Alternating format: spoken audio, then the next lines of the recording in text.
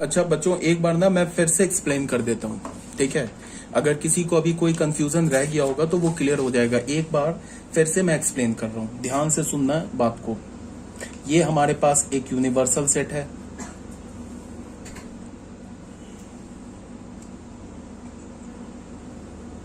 ए set,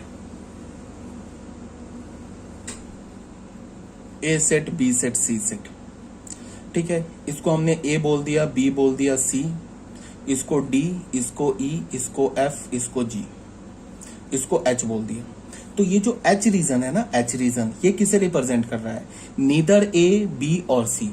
ये इस H reason का मतलब ये सारा रीजन हो गया ना। इस रीजन में जो एलिमेंट आएगा ना, वो ए में भी नहीं है, बी में भी नहीं है, सी में भी नहीं है।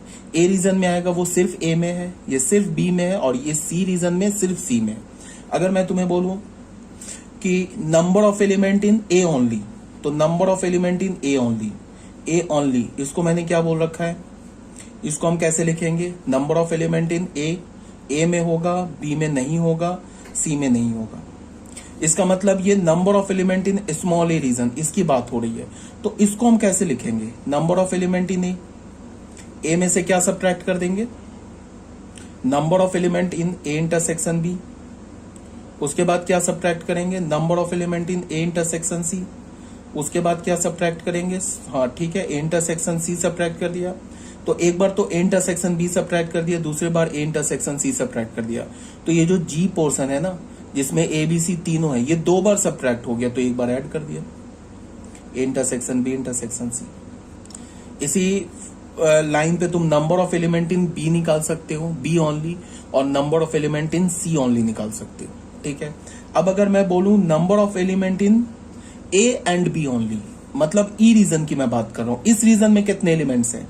तो इसमें ए है, इसमें बी भी है, बट सी नहीं है।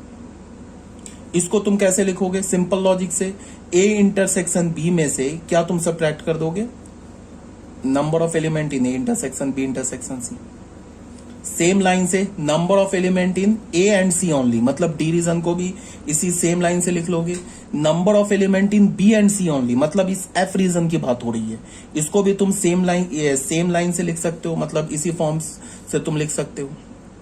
अब अगर तुम्हें क्वेश्चन में बोला जाए कि number of element in exactly one of the three sports, तो number of element in exactly one of the three sport का क्या मतलब है? कि तुमसे क्या बोल रहा है कि ए, ऐसे देखो, नंबर ऑफ एलिमेंट किस में बोला निकालने के लिए? जिसमें सिर्फ ए हो, एग्जैक्टली वन, सॉरी, ए हो, बी नहीं हो और सी नहीं हो। ये रीजन क्या हो गया? इसमें सिर्फ ए प्रेजेंट है, बी और सी नहीं प्रेजेंट है। यूनियन ए प्रेजेंट नहीं हो, बी प्रेजेंट हो और सी प्रेजेंट नहीं हो। यूनियन ए भी प्रेजेंट नहीं हो, बी भी प्रेजेंट नहीं हो, बट सी प्रेजेंट हो। इस तीन सेट के नंबर ऑफ एलिमेंट्स की बात कर रहा है। अगर तुम्हें बोले ना कि number of element in exactly one of the three sports, मतलब इस सेट के यूनियन की बात कर रहा है, इस सेट के यूनियन में नंबर ऑफ एलिमेंट्स की बात कर रहा है। अब ये देखो, ये सेट क्या है हमारा? ये ए सेट है, और ये सेट क्या हमारा? ये बी, जो बी रीजन है, ये सेट है। और ये सेट क्या हमारा? इंटरसेक्शन, सॉरी, ये इंटरसेक्शन सी। ये क्या हमारा? ये स्मॉल सी रीजन है। तो इसके एलिमेंट्स ये देखो, ये small a reason, small B reason और स्मॉल सी रीजन, ये तीनों डिसजॉइंट सेट है। तो मैंने क्या बोला था कि अगर तीन डिसजॉइंट सेट का अगर हमें यूनियन लेना है, तो सिंपली हम क्या करेंगे? सिंपली उन तीनों सेट्स के नंबर ऑफ एलिमेंट को ऐड कर देंगे। ये सेट और ये सेट। ये सेट किसे रिप्रेजेंट कर रहा है? स्मॉल ए रीजन को। ये सेट किसे रिप्रेजेंट कर रहा है? स्मॉल बी रीजन को। ये सेट किसे रिप्रेजेंट कर रहा है? स्मॉल सी रीजन को।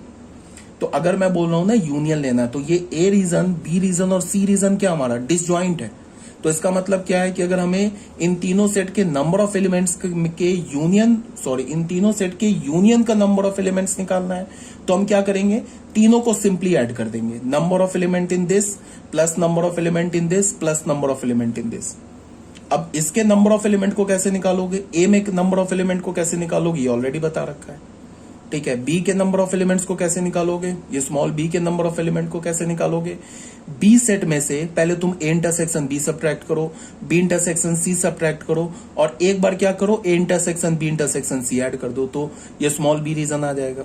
इस नंबर ऑफ एलिमेंट इन सी, इस रीजन को कैसे निकालोगे? इस सी सेट में से एक बार तुम बी इंटरसेक्शन सी को सब्ट्रैक्ट करो, एक बार ए इंटरसेक्शन बी को सब्ट्रैक्ट करो, और एक बार A intersection B intersection C add कर दो। ठीक है, तो ये भी क्लियर हो गया होगा। अब अगर बोला जाए कि number of element in exactly 2 of the 3 set, इसका क्या मतलब है? इस रीजन की बात कर रहा है जिसमें ए भी प्रेजेंट है, बी भी प्रेजेंट है, बट सी प्रेजेंट नहीं है। यूनियन ए प्रेजेंट है, बी प्रेजेंट नहीं है, सी प्रेजेंट है। यूनियन ए प्रेजेंट नहीं है, बी प्रेजेंट है, सी प्रेजेंट है। अब बच्चों ये क्या हमारा ए और बी दोनों प्रेजेंट है, तो ये ई स्मॉल ई रीजन को रिप्रेजेंट कर रहा है। ये क्या ए और सी दोनों प्रेजेंट है, ए भी प्रेजेंट है सी, तो ये स्मॉल डी रीजन को रिप्रेजेंट कर रहा है। ये इसमें क्या है, बी और सी प्रेजेंट है, तो ये स्मॉल एफ रीजन को रिप्रेजेंट कर रहा है। अब तुम बताओ, ये ई रीजन, डी रीजन और एफ रीजन तीनों डिसजॉइंट सेट है, तो डिसजॉइंट सेट के नंबर ऑफ एलिमेंट्स का यूनियन कैसे निकालेंगे? तीनों सेट के नंबर ऑफ एलिमेंट्स को ऐड कर दो। अब ये रीजन में नंबर ऑफ एलिमेंट कैसे आएगा? ये क्या होगा? Number of element in E plus number of element in D plus number of element in F. Number of element in E कैसे मिलेगा हमें? ये बहुत सिंपल है। Number of element in A intersection B में से number of element in A intersection B intersection C को subtract कर दो, तो ई आ गया। अब ये number of element in D कैसे मिलेगा? Number of element in A intersection B में से, सॉरी ए इंटरसेक्शन सी में से number of element in A intersection B intersection C को सब्ट्रैक्ट कर दो, तो ये आ जाएगा। अब ये स्मॉल एफ का रीजन में नंबर ऑफ एलिमेंट कैसे मिलेगा? Number of element in B intersection C में से number of element in A intersection B intersection C को सब्ट्रैक्ट कर दो, तो ये आ जाएगा। सिंपल लॉजिक है। अगर मैं बोलूं कि ये एच रीजन में नंबर ऑफ एलिमेंट्स निकालो, तो ये कैसे मिलेगा? अगर मैंने बोला कि एच रीजन में नंबर ऑफ एलिमेंट्स निकालो, number of element in H region, तो ये क्या होगा? यूनिवर्सल सेट में से तुम क्या करो, number of element in A union B union C को सब्ट्रैक्ट कर दो। यूनिवर्सल सेट में से तीनों के यूनियन को सब्ट्रैक्ट कर दो, तो नंबर ऑफ एलिमेंट इन हमें क्या मिल जाएगा? In H region. इसको हम क्या बोल सकते हैं? Number of element in A union B union C का complement. A union B union C के कंप्लीमेंट में नंबर ऑफ एलिमेंट्स निकाल लो, तो ये क्या आ जाएगा? Number of element in H. I think ये आपको क्लियर हो गया होगा, अभी तक कोई डाउट नहीं होगी। ठीक है, अब बच्चों आ जाओ नेक्स्ट क्वेश्चन में, दैट इज क्वेश्चन नंबर 6। इस क्वेश्चन को देखते हैं, ये बिल्कुल इजी क्वेश्चन है, इसमें कोई प्रॉब्लम नहीं होगी। देख लो, सबसे पहले क्वेश्चन को रीड करते, क्वेश्चन में क्या बोल रहा है। क्वेश्चन में बोल रहा है क्या कि if capital A and capital B are respectively the sets having the elements as zeros of the polynomial this and this। क्या बोल रहा है कि हमारे पास ये एक पॉलिनोमियल दे रखा है, बोल रहा है कि इस पॉलिनोमियल का जो जीरो होगा, इस पॉलिनोमियल का जो जीरो होगा वो ए सेट का एलिमेंट होगा, और इस पॉलिनोमियल का जो जीरो होगा वो बी सेट का एलिमेंट होगा। तो बोल रहा है कि ये कॉलम 1 दे रखा है, ये कॉलम 2 दे रखा है। बोला है कि कॉलम 1 को एलिमेंट्स को, कॉलम 1 के एलिमेंट्स को कॉलम 2 के एलिमेंट से मैच कराओ और बताओ कौन सा ऑप्शन करेक्ट है। यही बोल रहा है। तो सबसे पहले हमें क्या करना होगा कि जो पहला पॉलिनोमियल है उसको हमने fx मान लिया। ये हमने क्या मान लिया? x³ minus 4x² plus x plus 6 मान लिया, ऐसे मान लिया। अब बच्चों 9th-10th क्लास में ना आपने क्यूबिक और क्वाड्रेटिक को फैक्टराइज करना सीखा होगा। अगर नहीं सीखा है तो फिर से कोई टेंशन नहीं लो, अभी मैं सिखा रहा हूं। ये हमारे पास सबसे पहले क्या बात है, ये हमारे पास क्यूबिक इक्वेशन है। तो क्यूबिक इक्वेशन को सॉल्व करने का एज सच कोई जनरल मेथड नहीं है। जनरल मेथड का मतलब जैसे हम क्वाड्रेटिक के लिए हमारे पास मेथड है ना, फैक्टराइज करके निकाल लेते हैं, या फिर हम उसमें कंप्लीटिंग द स्क्वायर करके उसका रूट निकाल लेते हैं, या फिर हम क्वाड्रेटिक फॉर्मूला यूज कर लेते हैं -b plus minus root D upon 2a वाला, वो फॉर्मूला यूज करके उसका रूट निकाल लेते हैं। बट क्यूबिक का एज सच कोई रूल नहीं है। तो क्यूबिक को हम सॉल्व कैसे करते हैं? क्यूबिक को के एक रूट को या एक जीरो को, अच्छा उससे भी पहले जीरो और रूट क्या होता है? देखो, पॉलिनोमियल का जीरो होता है और इक्वेशन का रूट होता है। अगर मैंने तुम्हें एक इक्वेशन ऐसे दिया ना hx, मान लो मैंने तुम्हें दे दिया x-1, ये क्या हमारा पॉलिनोमियल है, x-1 पॉलिनोमियल है। अगर मैं तुम्हें बोलूं कि इस पॉलिनोमियल का जीरो क्या है, तो जीरो क्या होगा? x1 होगा जीरो। क्यों होगा 1 0? बिकॉज h1 का वैल्यू 0 आ रहा है। डाल के देख लो, x की जगह 1 डालोगे तो 0 आ जाएगा। तो अगर मैं बोलूं कि इस hx पॉलिनोमियल का जीरो क्या है, तो वो 1 है। 1 is the zero of this polynomial. अब अगर मैंने hx को 0 कर दिया, तो क्या हो जाएगा, x माइनस वन को जीरो कर दिया। अब ये क्या हो गया, ये इक्वेशन आ गया। तो अब इसका हम क्या बोलेंगे, जीरो किस में कन्वर्ट हो जाएगा, रूट में। अब मैं बोलूंगा कि x minus one is equal to zero का रूट क्या है, that is x is equal to one. तो अगर पॉलिनोमियल गिवन हो, ठीक है, पॉलिनोमियल एक्सप्रेशन गिवन हो तो उसका हम जीरो निकालते हैं, और अगर पॉलिनोमियल इक्वेशन गिवन हो तो हम उसका रूट निकालते हैं। ये बात समझ में आ रही है। अब आ जाते हैं, ये हमारे पास क्या गिवन है, ये हमारे पास पॉलिनोमियल एक्सप्रेशन गिवन है, तो इसका हमें रूट निकालना है।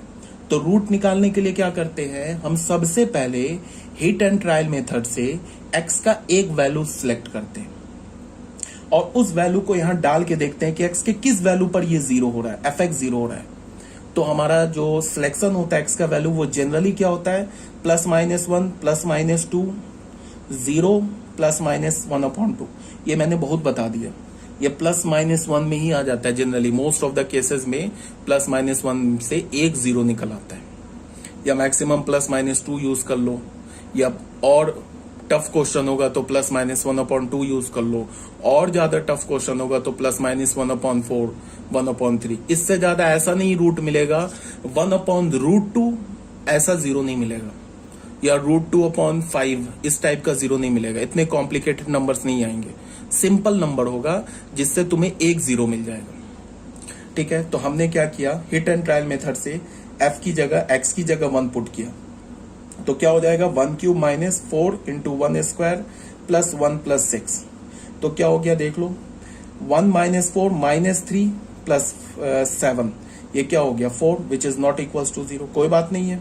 अब उसके बाद फिर हिट एंड ट्रायल मेथड से f ऑफ माइनस वन निकाला, क्या होगा, minus one cube minus four minus one का square plus of minus one plus six. तो ये क्या हो गया, minus one minus four minus one plus six. तो देख लो, minus five minus one minus six plus six zero. तो क्या मिला हमें, f ऑफ माइनस वन क्या मिल गया हमें, f of minus one zero मिल गया। तो इसका मतलब क्या है कि जो fx हमारा जो क्यूबिक पॉलिनोमियल दे रखा है, इसका हमें एक जीरो मिल गया। वो जीरो क्या है, x is equal to minus one.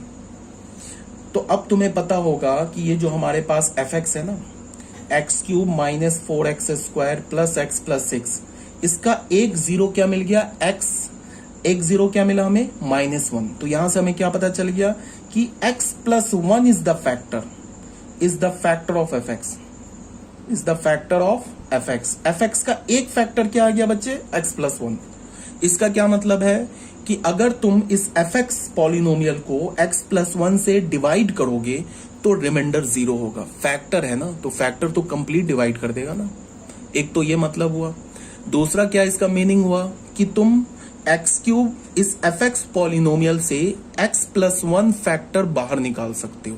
मैंने दो बताया, मैंने क्या बोला कि x is equal to minus one पर ये क्या हो गया, जो हमारा क्यूबिक पॉलिनोमियल है वो जीरो हो गया। इसका इससे दो मीनिंग पता चला हमें। पहला क्या कि x प्लस वन फैक्टर है, अगर x is equal to one पर ये जीरो होता तो फिर x माइनस वन फैक्टर हो जाता। अगर x is equal to two पर जीरो होता तो x माइनस टू फैक्टर हो जाता। x is equal to minus two पर ये fx जीरो होता तो x प्लस टू फैक्टर हो जाता। ठीक है, तो मैंने क्या बोला, x is equal to minus one पर क्या हो गया, fx हमारा जीरो हो गया। माइनस वन डाला नहीं, ये वैल्यू जीरो मिल गया, तो x प्लस वन एक फैक्टर हो गया। तो यहां से हमें क्या पता चला, पहली बात हमें क्या पता चली कि अगर हम इस fx को x प्लस वन से डिवाइड कर दें तो ये कंप्लीटली डिविजिबल हो जाएगा, रिमाइंडर जीरो आ जाएगा, पहला। दूसरा क्या कि इस हम पॉलिनोमियल इक्वेशन से, हम इक्वेशन बोल रहा हूं, पॉलिनोमियल एक्सप्रेशन से x plus one as a factor बाहर निकाल सकते। ठीक है, अगर तुम x प्लस वन फैक्टर बाहर निकालोगे तो अंदर क्या बचेगा, क्वाड्रेटिक। क्वाड्रेटिक को हम क्या कर सकते हैं, स्प्लिटिंग द मिडिल टर्म से उसको फैक्टराइज कर सकते, तो फिर हमें तीनों जीरो मिल जाएगा। नहीं समझ में आया, देखो कर रहा हूं। सबसे पहला क्या है कि हमने x प्लस वन से डिवाइड कर दिया, किसको, x cube minus four x square plus x plus six को डिवाइड कर दिया। तो डिवीजन तो आता होगा 9th क्लास से।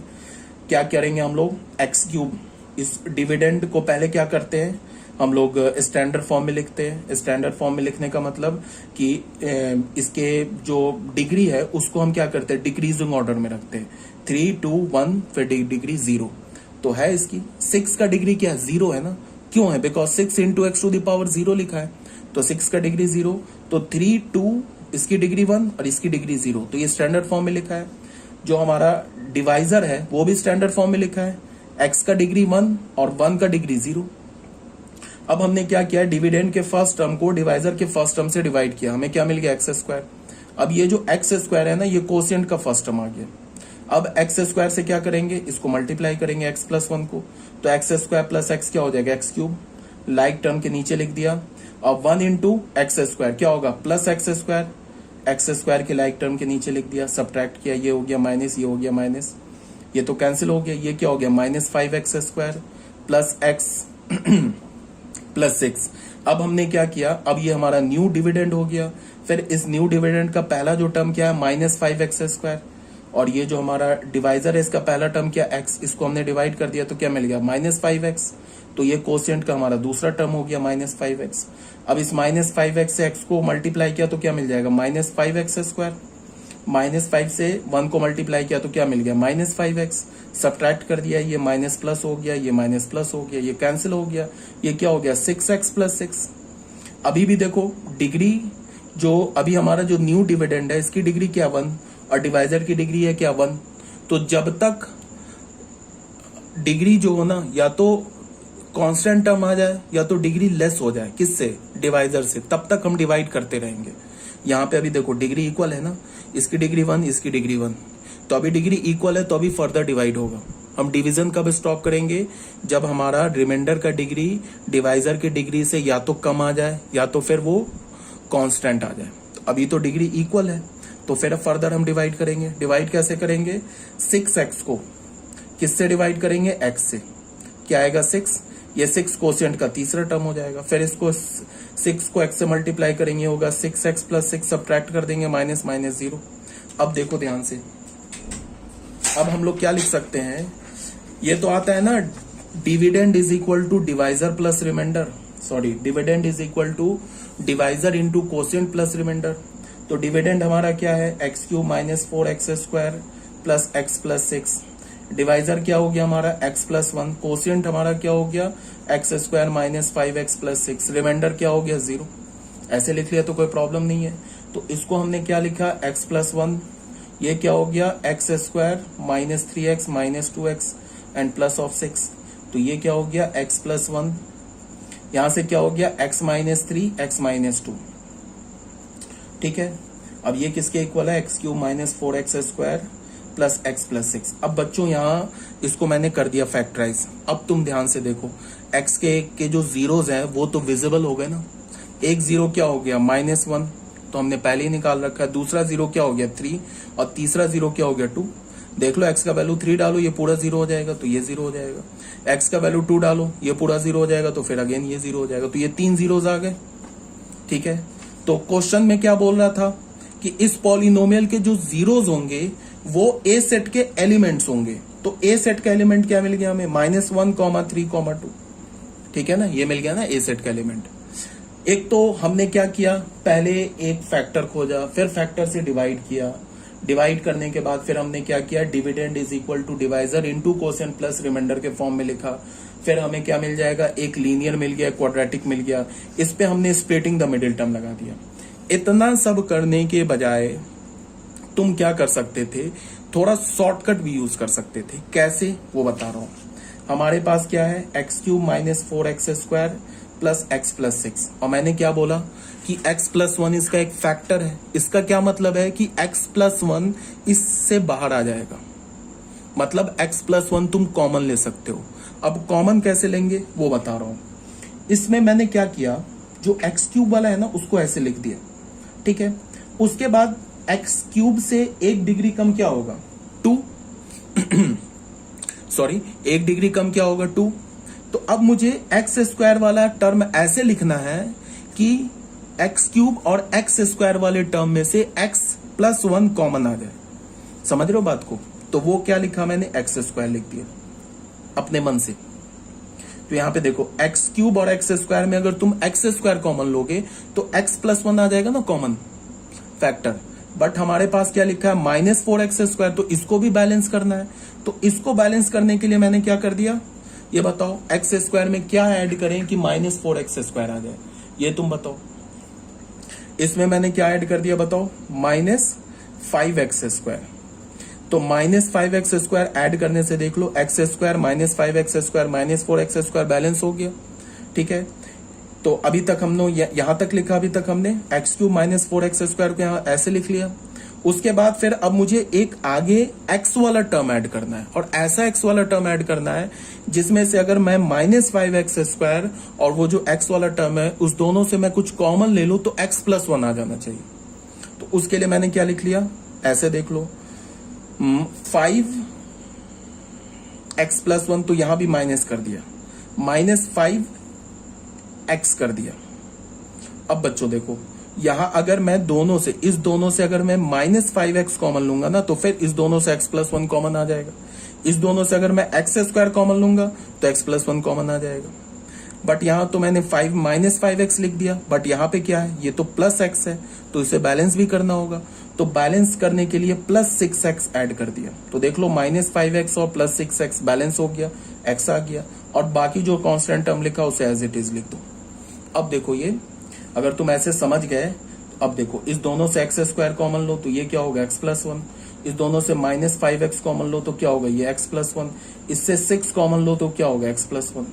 तो यहां से x+1 कॉमन आ जाएगा, तो क्या हो जाएगा, x² -5x+6। देख लो, ये डायरेक्ट ये वाला टर्म आ गया ना, यहां पे हम पहुंच गए। ये तो करने में टाइम इतना लगा क्योंकि मैं इतना समझा रहा था। अगर तुम ये समझ जाओगे तो 2 सेकंड में निकाल लोगे, क्यूबिक को तुम क्या कर लोगे, फैक्टराइज कर लोगे। तो ए सेट निकाल लिया हमने। दूसरा जो हमारा फंक्शन दे रखा है वो क्या दे रखा है, x³, इसको हमने gx फंक्शन मान लिया। gx में क्या दे रखा है, x³ -6x² plus 11x -6 plus 11x -6। अब बताओ g1 निकाला, g1 क्या हो गया, 1 - 6 प्लस 11 - 6, ये क्या हो जाएगा, -5 + 5 0 हो गया। तो 1 पर 0 1 है, इसका मतलब x - 1 is the factor of gx। ये क्या हमारा फैक्टर, gx का फैक्टर है। तो इसका क्या मतलब है कि x - 1 को हम बाहर निकाल सकते हैं। एक तो ऑप्शन क्या है तुम्हारे पास कि तुम x - 1, ये gx को x - 1 से डिवाइड करो, कंप्लीटली डिविजिबल हो जाएगा। फिर dividend is equal to divisor into quotient plus remainder कर दो। वहां से फिर क्या होगा, एक x - 1 एक लीनियर आ जाएगा, एक क्वाड्रेटिक आ जाएगा। क्वाड्रेटिक को स्प्लिटिंग द मिडिल टर्म कर दो तो वहां से तीनों 0 आ जाएगा। एक तो ये ऑप्शन है। दूसरा क्या ऑप्शन है कि तुम x - 1 को gx से बाहर निकाल दो एज अ कॉमन फैक्टर। तो वो बहुत आसान है। देखो कैसे, ये मैं इसको gx क्या हमारे पास, ये देखो, x³ -6x² plus 11x -6। x - 1 मुझे कॉमन निकालना है, तो देखो क्या किया मैंने, x³ को पहले लिख दिया। अब मुझे इसको नहीं देखना, मुझे -6x² को। अब मैं बस इतना सोच रहा हूं कि x² का कौन सा टर्म ऐड करूं जिसमें से अगर मैं x³ और x² में से कोई कॉमन ले लूं तो x - 1 आ जाए। तो ऑब्वियस सी बात है, -x²। अगर तुम इन दोनों से x² लोगे ना कॉमन तो x - 1 आ जाएगा। अब इसको देखना है, यहां पे तो -6x² लिखा है और ये तो -x² मैंने लिख दिया। इसका मतलब -5x² मुझे ऐड करना होगा, तभी तो जाके बैलेंस होगा। अब मुझे यहां पे एक x का टर्म लिखना है, ऐसा x का टर्म लिखना है कि मैं -5x² और जो मैं x का टर्म लिखूंगा उसमें से मैं अगर कॉमन ले लूं तो x - 1 कॉमन आ जाए। तो वहां पे क्या होगा, इसको कैसे मैं लिखूंगा बताओ, +5x देना होगा, तभी तो -5x कॉमन लेंगे तो x - 1 कॉमन फैक्टर आ जाएगा। अब ये 5x लिख दिया, बट क्वेश्चन में यहाँ पे क्या 11x है, तो इसको भी बैलेंस करना है, तो 6x अब हो गया बैलेंस। ये -6 लिखा है, ये ऑलरेडी खुद से क्या हो जाएगा, ये मतलब खुद से ये क्या हो जाएगा, सेट हो जाएगा। अब तुम देखो, x² कॉमन ले लो तो क्या होगा, ये x - 1, -5x कॉमन ले लो तो ये क्या होगा, x - 1, +6 कॉमन ले लो तो x - 1। अब टोटल में से x - 1 कॉमन ले लो तो x² -5x + 6। तो यहां से हमें क्या मिल गया, x - 1, ये क्या मिल गया, x - 3 और ये x - 2। तो यहां से इसका 0 क्या आ गया, इसका 0 में क्या मिला देख लो। तो gx को मैंने क्या लिख दिया, gx को मैंने लिख दिया x - 1, x - 2, x - 3। तो बताओ x = 1 पे भी ये 0 है gx, तो एक रूट एक जीरो क्या मिल गया 1, दूसरा जीरो क्या मिल गया 2 और तीसरा जीरो क्या मिल गया 3। तो बी सेट हमें क्या मिल गया 1, 2, 3 और ए सेट हमें क्या मिल गया -1, 3, 2। अब आ जाओ, इतना करने के बाद हमने क्या किया, अब क्या बोल रहा है कॉलम 1 में a माइनस बी बोल रहा है, ठीक है ना। तो a माइनस बी देख लो, कॉलम 1 में क्या बोल रहा है a माइनस ऑफ बी। तो देख लो a माइनस बी हमने क्या निकाला, तो a माइनस बी क्या हमारा -1, 3, 2 में से b हटा दिया, b क्या 1, 2, 3, तो क्या 2, 3 हट गया तो क्या मिल गया -1। उसके बाद क्या बोल रहे हैं, तो फर्स्ट पार्ट है, तो a माइनस बी -1 किससे मैच कर रहा है q से, तो फर्स्ट वाला किससे मैच कर गया q से, ठीक है। अब आ जाते हैं सेकंड में, सेकंड में क्या बोल रहा है b माइनस ए, तो b माइनस ए, तो b माइनस ए क्या होगा 1, 2, 3 में से क्या सब्ट्रैक्ट कर देना है -1, 3, 2 कर देना है, तो ये क्या हो जाएगा 3, 2 हट गया तो क्या हो गया 1। तो इसका मतलब 1 किस में है, किससे मैच करेगा r से, देख लो बच्चे 1 किससे मैच करेगा r से ना। तो इसका मतलब कि सॉरी 1 नहीं, सेकंड जो है वो किससे मैच करेगा r से, इसका क्या हो गया r। अब थर्ड में क्या बोल रहा है, थर्ड में हमें बोल रहा है a minus B minus A, a minus B minus A, तो a क्या हमारे पास a है -1, 3, 2 -1, 3, 2 माइनस b माइनस ए ऑलरेडी हमने निकाल रखा 1, तो -1 कर दिया, तो इसका मतलब है कि इसमें तो 1 है ही नहीं, तो ये सेम आ जाएगा -1, 3, 2 आ जाएगा। तो ये किससे मैच कर गया p से, तो इसका मतलब कि जो हमारा थर्ड था वो किससे मैच हो गया p से। तो इसका मतलब देखो फर्स्ट किससे मैच हुआ q से, सेकंड किससे मैच हुआ r से, और थर्ड किससे मैच हो गया p से। ऑप्शन देख लो कौन सा ऑप्शन है, देखो फर्स्ट p से, सेकंड r से और थर्ड किससे q से, तो फर्स्ट q से, सेकंड r से और थर्ड p से, तो b is the correct option. ये b जो है ना ये हमारा करेक्ट ऑप्शन हो गया, ठीक है। तो ये था हमारा क्वेश्चन नंबर 6, तो ये भी क्लियर हो गया, ठीक है। अभी तक कोई डाउट नहीं होनी चाहिए, अगर डाउट होगा तो पूछ लेना, ठीक है। ये पीडीएफ तुम लोग को ऑलरेडी मिल चुका होगा। अब बच्चों आ जाओ क्वेश्चन नंबर 7 में। क्वेश्चन नंबर 7 क्या बोल रहा है, if A and B are two sets then A intersection A union B. ये तो ऐसे बच्चों वाला क्वेश्चन है, ए जो सेट होगा वो ए यूनियन बी का सबसेट होगा। तो अगर तुम किसी भी सेट को अपने सबसेट के साथ किसी भी सेट को अगर तुम अपने सबसेट के साथ इंटरसेक्शन लोगे तो क्या हो जाएगा, उसका सबसेट आ जाएगा। तो A intersection A union B क्या होगा, सेट ए, मतलब A is the correct option. अब आ जाओ क्वेश्चन नंबर 8 में। क्वेश्चन नंबर 8 में क्या बोल रहा है, ए सेट गिवन है, बी सेट गिवन है, और एन को क्या बोल रहा है, N is the universal set. N को बोल रहा है कि एन यूनिवर्सल सेट है, तो क्या बोल रहा है तुम्हें कि then find A complement union A union B intersection B complement, इसका वैल्यू निकालो। तो कोई बात नहीं, इसमें हमने क्या किया बच्चे, यहाँ पे देखो ये यूनियन है और ये इंटरसेक्शन है, तो हमें पता है ना कि यूनियन इंटरसेक्शन पे डिस्ट्रीब्यूटिव होता है, तो इसको मैंने क्या लिखा, A intersection B complement union B intersection B complement. और किसी भी सेट का अगर तुम उसके कंप्लीमेंट के साथ इंटरसेक्शन लोगे तो क्या मिलेगा 5, और किसी भी सेट का अगर तुम अपने कंप्लीमेंट के साथ यूनियन लोगे तो क्या मिलेगा यूनिवर्सल सेट। तो बी इंटरसेक्शन बी कंप्लीमेंट क्या हो गया 5, ये क्या है ए इंटरसेक्शन बी कंप्लीमेंट। 5 का तुम किसी सेट के साथ यूनियन लोगे तो सेम सेट आ जाएगा, तो यहां से हमें क्या मिल गया ए इंटरसेक्शन बी कंप्लीमेंट। अब फिर हमने क्या किया, यूनियन को इंटरसेक्शन पे डिस्ट्रीब्यूटिव कर दिया। ए यूनियन ए क्या होता है यूनिवर्सल सेट, तो यूनिवर्सल सेट क्या गिवन है कैपिटल एन, तो वो ये आ गया। अब हमने इस पर डिमॉर्गन्स लॉ लगा दिया, ए कंप्लीमेंट यूनियन बी कंप्लीमेंट है ना, इसमें मैंने डिमॉर्गन्स लॉ लगा दिया। ये क्या बोल रहा है ए इंटरसेक्शन बी कंप्लीमेंट। अब आ जाओ ए इंटरसेक्शन बी, ये जो सेट गिवन है ना ए और बी, इसका इंटरसेक्शन 5 है। देख लो इसमें तो सारे ऑड नेचुरल नंबर्स लिखे हैं और इसमें इवन नेचुरल नंबर्स लिखे हैं, तो ऑड और इवन के बीच का तो इंटरसेक्शन क्या होगा 5, तो ए इंटरसेक्शन बी क्या है 5, तो ए इंटरसेक्शन बी कंप्लीमेंट क्या होगा, नेचुरल नंबर से इंटरसेक्शन बी को हटा देंगे, तो नेचुरल नंबर -5, तो नेचुरल नंबर से 5 को हटाओगे तो नेचुरल नंबर आ जाएगा। इसका क्या मतलब है कि ए इंटरसेक्शन बी कंप्लीमेंट क्या है हमें नेचुरल नंबर। तो इसकी जगह क्या लिख सकते हैं, नेचुरल नंबर। तो नेचुरल नंबर का इंटरसेक्शन नेचुरल नंबर के साथ लोगे तो नेचुरल नंबर। सो हमारा कौन सा ऑप्शन हो गया, B is the correct option. ठीक है, अब बच्चों क्वेश्चन नंबर 9 में आ जाओ। क्वेश्चन नंबर 9 में क्या बोल रहा है, if X and Y are two sets and X complement denote the complement of X, then X intersection X union Y complement is equal to. तो ये भी बच्चों वाला क्वेश्चन है। इसमें हमने क्या किया, एक्स और वाई दो सेट बोल रहा है और फिर क्या बोल रहा है कि इसका वैल्यू निकालो, X intersection X union Y complement का वैल्यू निकालो। तो इस पर हमने डिमॉर्गन्स लॉ लगा दिया, एक्स यूनियन वाई कंप्लीमेंट पे हमने देखो यहाँ डिमॉर्गन्स लॉ लगा दिया। फिर यहाँ पे देखो ध्यान से, ये भी इंटरसेक्शन है, यहाँ भी इंटरसेक्शन है।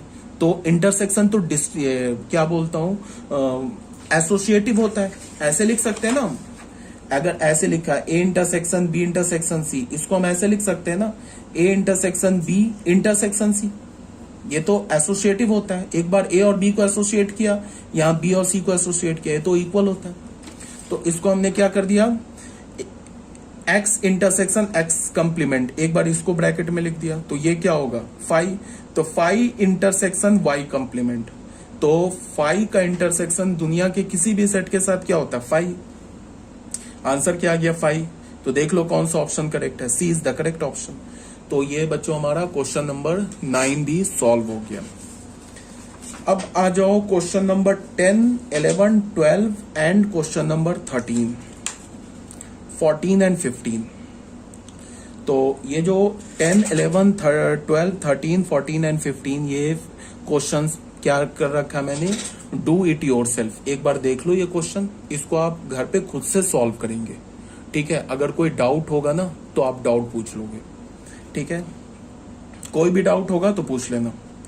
उसके बाद आ जाओ क्वेश्चन नंबर 14, इस क्वेश्चन को भी आप खुद घर पे सॉल्व करेंगे, कोई डाउट होगा तो पूछ लेना, ये भी डू इट योर सेल्फ है। क्वेश्चन नंबर 15, इसे भी आप घर पे खुद से सॉल्व करेंगे, कोई डाउट होगा तो पूछ लेना। तो हमारा जो चैप्टर है ना सेट थ्योरी, ये कंप्लीट हो गया। ठीक है, ये 110% कंप्लीट है। इसमें मैंने देखो सेट थ्योरी जो चैप्टर है ना, ये चैप्टर सिर्फ जेई मेंस में आता है, जेई एडवांस में नहीं आता है। मतलब कि स्पेशली सेट चैप्टर से जेई एडवांस में क्वेश्चन नहीं आएंगे, बट सेट जो है ना हमारा बिल्कुल बेसिक चैप्टर है, जो कि आगे जो हम लोग चैप्टर्स पढ़ेंगे उसमें यूज होगा। यूज तो सभी चैप्टर होते हैं, सारे चैप्टर्स आपस में इंटरलिंक्ड होते हैं। ठीक है, बट मैंने क्या बोला, सेट एडवांस का पार्ट नहीं है, सेट से क्वेश्चन आता है जेई मेंस में। ठीक है, और जो जेई मेंस में क्वेश्चन आता है वो इंपॉर्टेंट क्या है, वेन डायग्राम समझना इंपॉर्टेंट है, नंबर ऑफ एलिमेंट्स निकालना, A union B, A intersection B, A symmetric difference B, इन सब में नंबर ऑफ एलिमेंट्स निकालना। जनरली क्वेश्चन जो होते हैं ना वो लॉजिकल क्वेश्चन होते हैं, वेन डायग्राम से रिलेटेड क्वेश्चन होते हैं, इस टाइप के क्वेश्चन होते हैं। देखो ये जो क्वेश्चन नंबर 15 है ना, इस टाइप का सेट देके क्वेश्चन पूछ लेगा, या तो फिर इस टाइप का दे देगा क्वेश्चन, जैसे मैं लिखता हूं ना, ए यूनियन बी कंप्लीमेंट का complement intersection A complement union B का कंप्लीमेंट, इस टाइप का क्वेश्चन पूछेगा। उसके बाद रही बात जेकेसीटी, जेकेसीटी में भी सेट जो है वो जेकेसीटी का भी टॉपिक है set, plus NDA national defence academy, इसका भी टॉपिक है सेट। मतलब एनडीए से भी क्वेश्चन, एनडीए में भी सेट से क्वेश्चन आते हैं। ठीक है, और बोर्ड 11th बोर्ड में तो आएगा ही, बोर्ड का क्वेश्चन बिल्कुल बच्चा क्वेश्चन होता है, उसमें तो ABCD रहता है। अगर तुम थोड़ा भी समझ रहे हो तो बोर्ड के क्वेश्चन को सॉल्व कर लोगे। और जेई मेंस में पार्ट है सेट, एडवांस का नहीं है। जेकेसीटी हो गया, फिर तुम्हें एनडीए हो गया, फिर तुमको जामिया हो गया, AMU हो गया, तो ये सब जो यूनिवर्सिटी है, फिर आपको बिट्स प्लानी हो गया, फिर या फिर तुम इसको VIT हो गया, ये सारी यूनिवर्सिटी जो है ना, इन सब में सेट से क्वेश्चन आते हैं। ठीक है, इन सारे यूनिवर्सिटी जो जेई मेंस और बाकी क्या मैंने बोला, अलीगढ़ हो गया, जामिया हो गया, बिट्स प्लानी हो गया, जेकेसीटी हो गया, एनडीए हो गया, इन सब में आते हैं सेट के क्वेश्चन। तो आई थिंक आपको क्लियर होगा, कोई डाउट नहीं है, कोई डाउट होगा तो पूछ लेना। ओके।